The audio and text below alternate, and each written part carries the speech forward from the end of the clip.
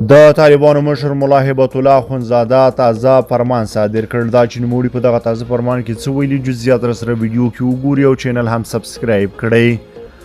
ملا هبت الله اخوند له بهرنیو استازولیو سره د تعامل په اړه فرمان ورکړی.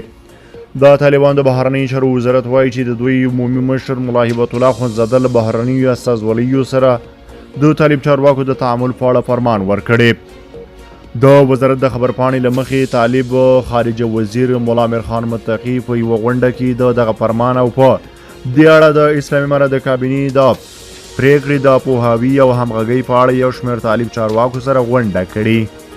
د سرچینو د معلوماتو له مخې په دغه غونډه کې د ټولو وزارتونو، عمومي ریاستونو او خپلواکو ادارو لپاره د اسلامي امارت د دفتر رئیسانو او بهرنیو اړیکو چارواکو ګډون کړی و.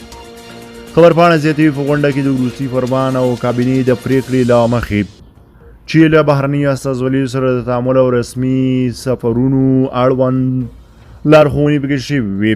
د ښه تعامل په موخه د دولتي ارګانونو له لوري له بهرنیو هیوادونو او استازولیو سره د ملاقاتونو، رسمي سفرونو او تړونونو د لاسلیک کولو قانوني مراحل تشریح او په اړوند برخو کې د همغږۍ په وړاندې شته ستونزې او حل لارې په تفصیل سره ذکر شوي دي. طالبان د ملا هبت الله د تازه فرمان په اړه نور جزئیات نه دي ورکړي. تر دې مخکې له بهرنیو ډیپلوماټانو استازو سره د طالب چارواکو د لیدنو، کتنو او تعاملاتو په اړه ګڼې نیوکې شوې وې.